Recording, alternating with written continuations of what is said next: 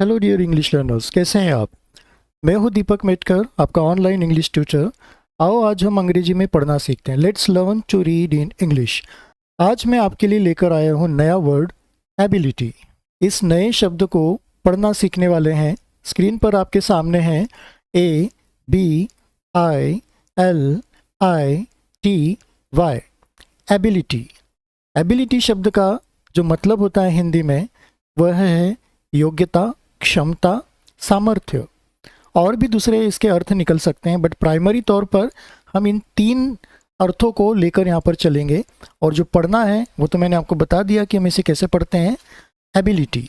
आइए इन सभी अक्षरों को यानी लेटर्स को इस स्पेलिंग में जो कंसोनेंट और वॉवेल्स हैं उनको अलग अलग करके हम किस तरह से प्रोनाउंस कर सकते हैं, इसके बारे में समझने की कोशिश करते हैं। स्पेलिंग में एक बार फिर से आपके लिए बता देता हूँ। ABILITY,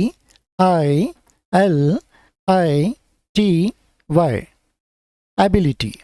अब फर्स्ट वाला जो फॉर्म है यहाँ पर आप देखिए, जहाँ पर मैंने राइट का निशान लगाया है, जितने भी लेटर्स हैं कॉन्सोनेंट और वॉवेल्स सबको मैंने यहाँ पर अलग अलग कर दिया है।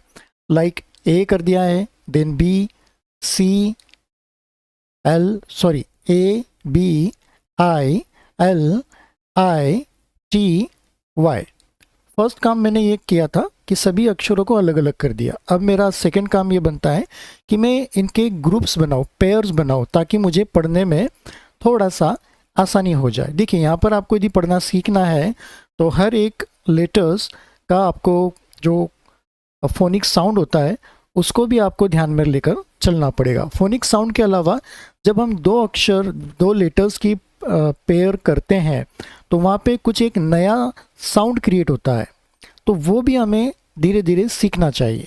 फॉर एग्जांपल, जैसे मैं आपको यहाँ पर बताऊँ कि लास्ट वाला जो है ये टी और वाई, यदि मैंने टी और वाई को ज्वाइन कर दिया तो ये टी बन जाता है। टी प्लस वाई, हम इसे पढ़ेंगे टी। इसी तरह से आइए शुरुआत में देख लेते हैं।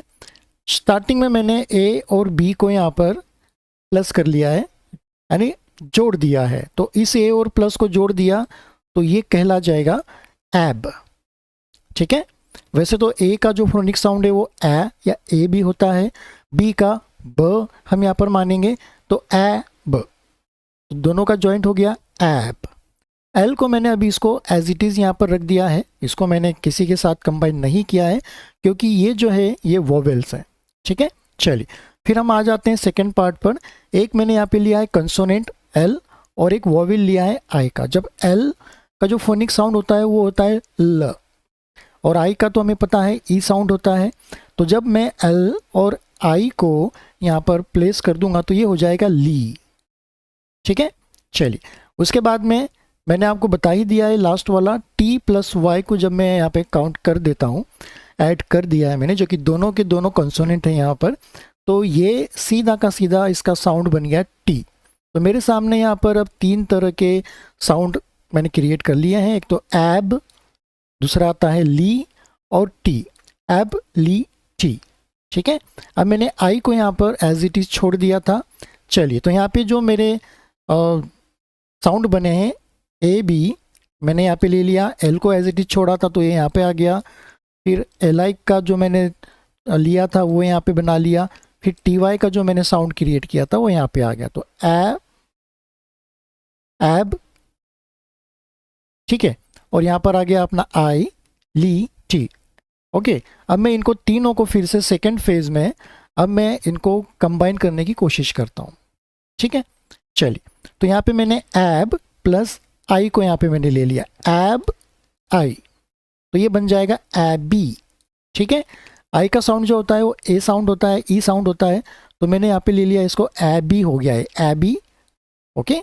चलिए अब मैंने यहाँ पे ली और टी, जो मेरे यहाँ पे दो साउंड बने थे ली और टी, तो ली और टी को मैंने यहाँ पे जोड़ दिया तो ये लीटी हो गया।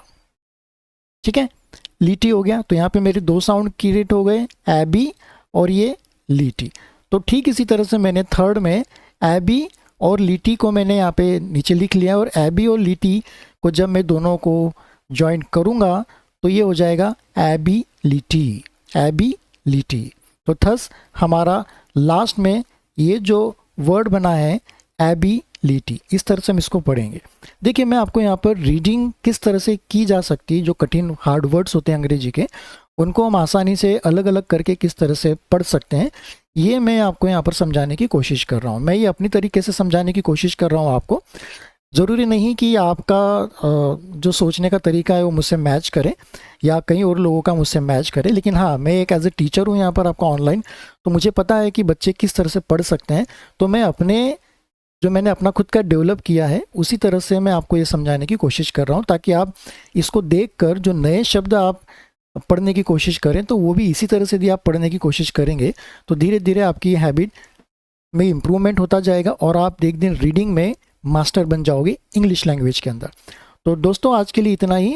आशा करता हूँ आपको आज का मेरा वीडियो पसंद आया होगा, और यदि वीडियो पसंद आया तो आप इसको लाइक करें, चैनल पे नए हैं तो सब्सक्राइब करें और शेयर करें। टिल देन मिलते हैं नए वीडियो के साथ में। तो good bye, take care, keep learning.